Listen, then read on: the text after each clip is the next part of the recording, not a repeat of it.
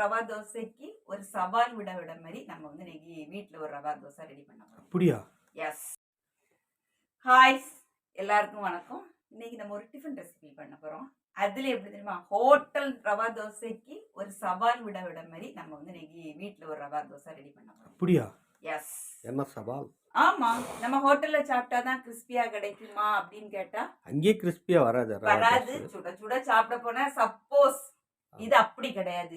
எப்பவுமே இந்த மெத்தட்ல செய்வீங்கன்னா கிறிஸ்பியா வர சான்ஸ் உண்டு. அது என்ன மெத்தட்னா, ஃபர்ஸ்ட் என்ன செய்யணும்னா ரவையை வறுக்கணும். என்னைக்குமே இந்த ரவை தோசை சுட முன்னாடி கண்டிப்பா என்ன செய்யணும், ரவையை வறுக்கணும். அதே மாதிரி மெஷர்மெண்ட்டும் கரெக்டா இருக்கணும். நான் இப்போதைக்கு இந்த கப்புக்கு ஒரு கப்பு ஒரு இதுதான் ரவை எடுக்க போறேன்னா, சாதா ரவை தான், கடையில வாங்கின ரவை தான். அது வறுத்திருக்கா வறுக்கலையாங்கிறதுல நமக்கு மேட்டர் கிடையாது. ஆனா என்ன செய்யணும், நம்ம வறுத்துறணும். கொஞ்சம் நல்லா ரோஸ்ட் பண்ணி, நல்ல ரோஸ்ட்னா கலர் சேஞ்ச் ஆகாண்டா வறுத்துருவோம்.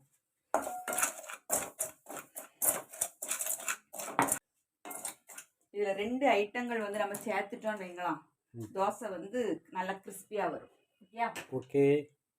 அது என்னன்னா, ஃபர்ஸ்ட் ரவையை வறுக்கணும்.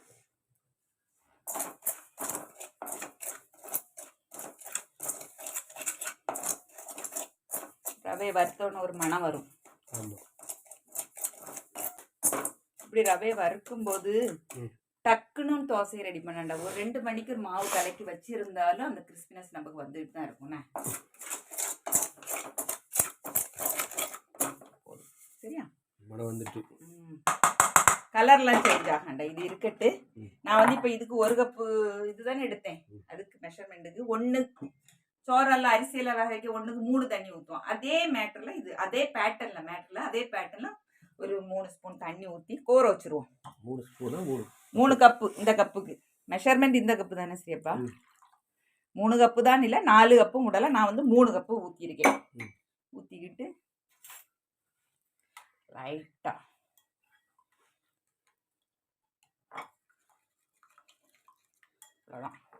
இது பாட்டுக்கு இருக்கட்டும். நம்ம அதை டிஸ்டர்ப் பண்ணாண்டா. அது இது வந்து அது ரெடி ஆகக்கூடிய நேரத்தில் நம்ம ஒரு சட்னி வச்சுருவோம்னா, சூப்பரான கொத்தமல்லி நிறைய இருக்கிறதுனால நம்ம கொத்தமல்லி வச்சு ஒரு சட்னி ரெடி பண்ண போகிறோம். அதுக்கு முதல்ல ஆயில ஊற்றிடுவோமா.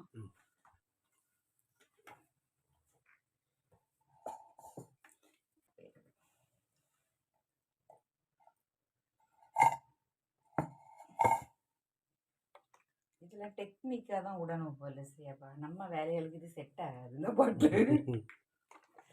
சரியா?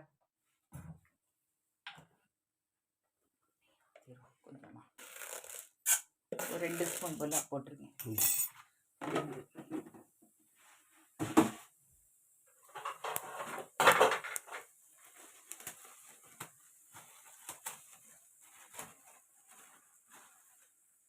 காரத்துக்கு வந்து வத்தல் மிளகு போட்டுடுவோம்.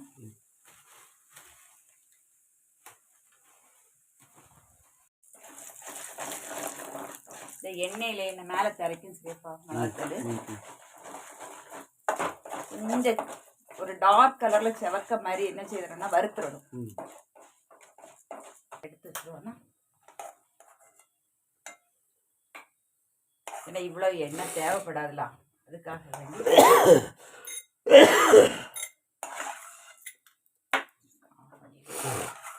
என்னாச்சு பழையபடி வறுக்கோமோ அந்த அளவு இந்த துவையல் டேஸ்டா இருக்கும்.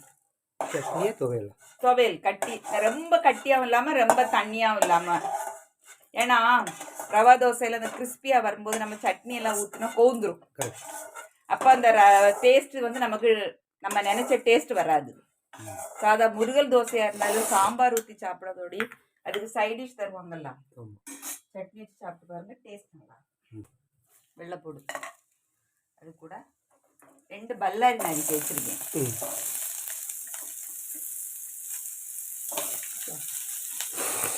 இதுக்கு கூட என்ன இருக்கலாம், கொத்தமல்லி கீரை நம்ம ஆட் பண்ணிடுவோம்.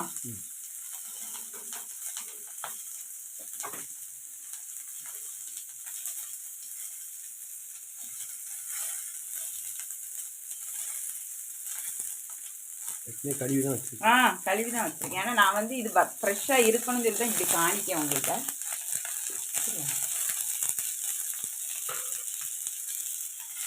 கொஞ்சமாக கருவேப்பிலையும் ஆட் பண்ணணும்.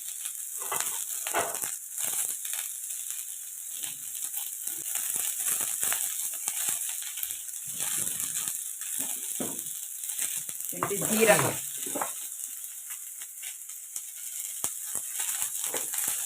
வந்து எல்லாமே கையில் போடு. ஏன்னா என்னெல்லாம் ஆட் பண்ணணும்னு சொல்லிட்டு மிளகாத்தலும் நம்ம உளுந்தும் ஃபஸ்ட்டு வறுத்து எடுத்துட்டோம். அடுத்தால போட்டுக்கிறது பல்லாரி, வெள்ளைப்பூடு, கொத்தமல்லி கீரை, கருவேப்பிலை, ஜீரகம் போட்டிருக்கோம். இதுக்கு கூட நான் 2 பல் தேங்காய், புளி, தக்காளி சேர்க்கல, புளி.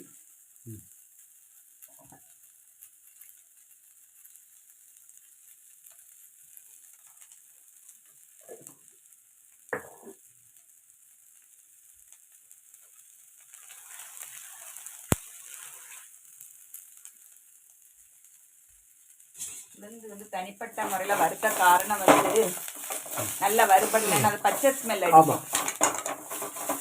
தாளிக்கதும் தாளிக்காததும் அவங்கவுங்க இஷ்டத்தை பொறுத்துண்ணா.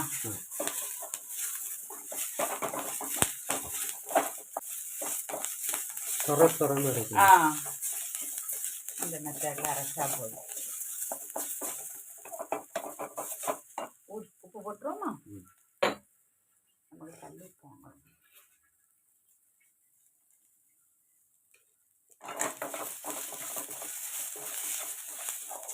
ஜீரகம், கொத்தமல்லி எல்லாம் சேர்த்ததுனால நமக்கு சீக்கிரம் டைஜஷன் ஆகும்.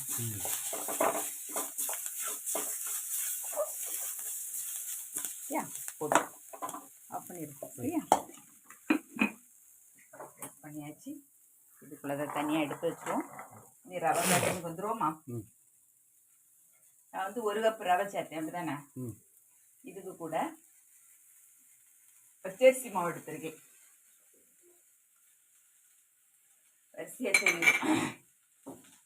மைதா மாவு எடுக்கணும். முதல்ல பச்சரிசி மாவும் வேணும், மைதா மாவும் நமக்கு வேணும். எல்லாமே லைவ்ல காணிச்ச மாதிரி காணிக்க காரணம் வந்து இவங்க செய்தா வரும், நாங்க செய்தா வரமாட்டேங்குன்னு சொல்லதுனாலதான். ஓகே, ஏன்னா நம்ம நிறைய யூடியூப் வீடியோஸ் பார்த்து அவங்க சொல்லதை செய்யும் சில ரெசிபிஸ் வரமாட்டேங்குது. அது உண்மைதான். அதுக்காக வேண்டிதான் அந்த ரவை தோசை வந்து எல்லாருக்கும் ரொம்ப பிடிக்கக்கூடிய ரெசிபி, ஆனால் சீக்கிரம் வராது. அதனாலதான் பாருங்க, மைதா அதில் 1 கப்பு ரவைக்கு 2 கப்பு மைதா. ஓகே, எல்லாமே ஒரே மெஷரிங் கப் எடுத்துட்டீங்கன்னா உங்களுக்கு ஈஸியாக இருக்கும்.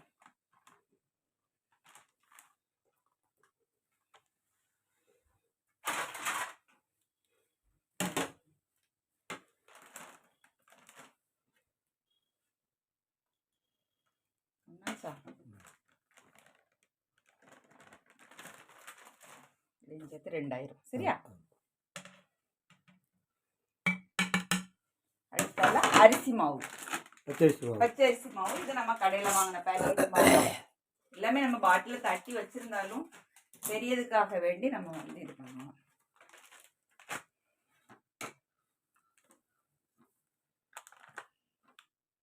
ஒன்று, 2, 3 போடணுமா? ஆமா, அதான் சொன்னோம்ல. பச்சரிசி மாவு 3 கப்பு, மைதா மாவு 2 கப்பு, ரவை 1. ஓகே, இதான் மெஷர்மெண்ட்டு. நான் எல்லாமே கரெக்டாக சட்னி துவையலுக்கு என்னெல்லாம் ஆட் பண்ணோம், தோசைக்கு என்னெல்லாம் ஆட் பண்ணுங்கிறத தனியாக நான் வந்து போடுவேன். நான் லிங்கில் வைக்கேன். நீ இதை என்னச்சுன்னா சூப்பராக மிக்ஸ் பண்ணிடுவோம். அதுக்கப்புறம் உள்ளது நம்ம அதுக்கப்புறம் ஆட் பண்ணாலும் உப்பு போடலைன்னா இப்படி கட்டியாக வருது பார்த்தீங்களா? கொஞ்சமாக தண்ணியாக ஆட் பண்ணிடுவோம். இதுக்கு கூட அடுத்தல கண்டிப்பாக நம்ம ஆட் பண்ண முடியாது எண்ணெய். எந்த ஃபுட் நம்ம குக்கிங் ஆயிலாக இருந்தாலும் பரவாயில்ல. இது எதுக்கு ஆட் பண்ணுவோன்னா தோசைக்கல்ல தோசை மாவு வந்து ஒட்டாமல் இருக்கிறதுக்கு. பாருங்க, நீங்கள் நான் இப்போ சுட்டு காணிக்கேன். கரெக்டாக அப்படி லேயர் லேயராக வரும். இதுக்கு தேவையான அளவு உப்பு.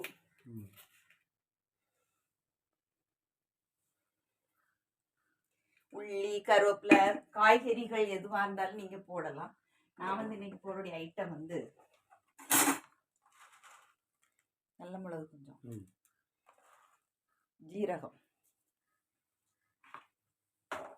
அப்புறம் சில்லி ஃப்ளேக்ஸ் இருக்கலாம். ஆமாம், அது கலர் இருக்குன்னு இல்லை, ஒரு டேஸ்ட் வைஸ் கிறிஸ்பியா இருக்கிறதுனால சில பிள்ளைங்க வந்து சைட் டிஷ் கேட்காது, அதனால. அடுத்தால நம்ம வீட்டுல திரிச்ச மசால் பொடி, அது லைட்டா.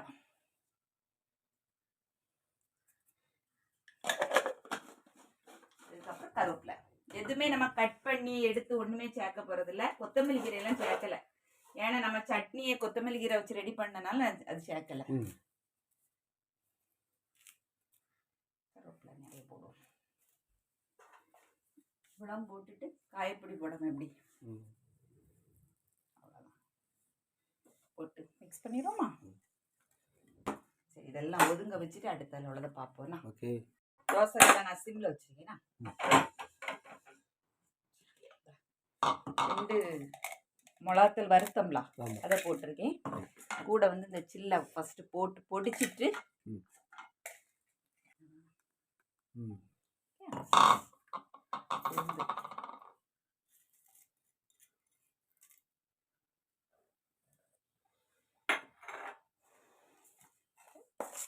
எல்லாம் வெஞ்சம். உப்பு போட்டோமா?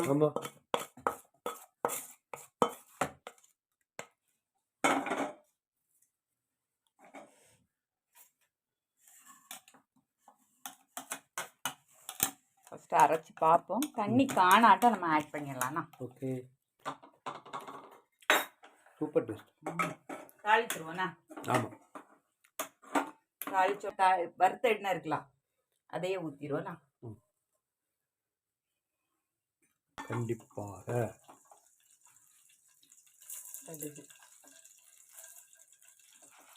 பருப்பு பொடியண்ணா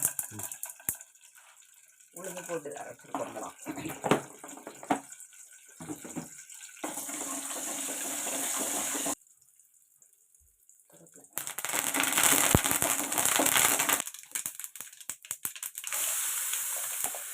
உப்பெல்லாம் போதுங்களா?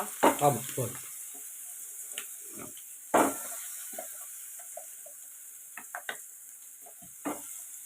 கொஞ்சமா ஃபர்ஸ்ட் ஒரு 1/4 கிளாஸ், 1/2 கிளாஸ் போல் ஆயிட்டு.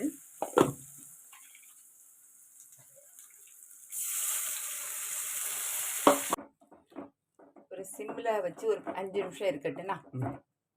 சரியா? தோசை நம்ம கல் ரெடி ஆயிட்டுனா தோசை ஊற்றிடுவோமா? ரவை தோசை இந்த மாதிரி ஐட்டங்கள் சுடும்போது கண்டிப்பாக கல் என்னன்னா சூப்பராக காஞ்சிருக்கணும். தோசைகள் சூப்பராக காஞ்சிட்டு. ஓகே, ஃபஸ்ட்டு முதல் தோசை ஊற்றி பார்ப்போம்.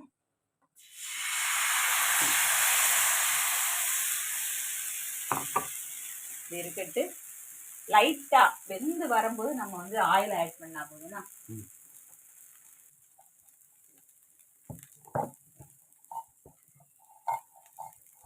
இந்த கிறிஸ்பி அந்த ஹோல்லா இருக்கலாம், இந்த ஹோல்ல எல்லாம் எண்ணெய் ஊற்றணும். அப்பந்தான் அது வந்து நல்லா முருகி வேகும்.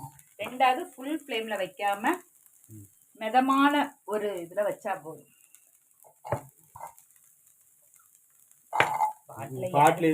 பிதிங்கிரும், வேண்டாம். இல்லை, யார் பாட்டில் கண்டுபிடிச்சான்னு தெரியல. போதும்ண்ணா, இப்படி இருந்தா போதும். நான் சொன்னல, ரொம்ப தண்ணியாகவும் இருக்கக்கூட ரொம்ப கட்டியாகவும் இருக்கக்கூடாது. சூப்பராக இருக்கும். ஆனால் ரைஸுக்கு இது செட் ஆகுமான்னு கேட்டால் தெரியல. தோசை டிஃபனுக்கு நல்லா இருக்கும். ஓகே, வேகட்டு.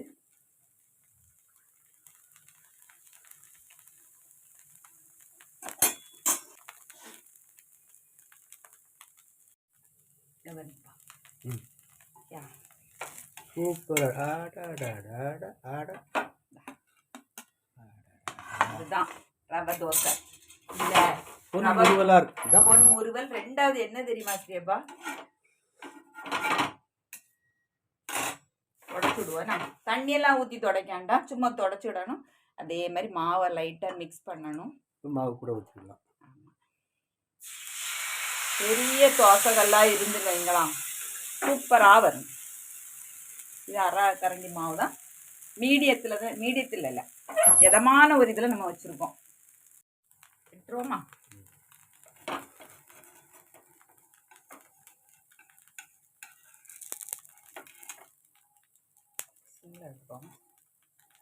நல்ல ஒரு கிறிஸ்பியாக வரும். அதுக்காக வேண்டிதான் நான் வந்து இது கூட மசாலாலாம் சேர்த்தது.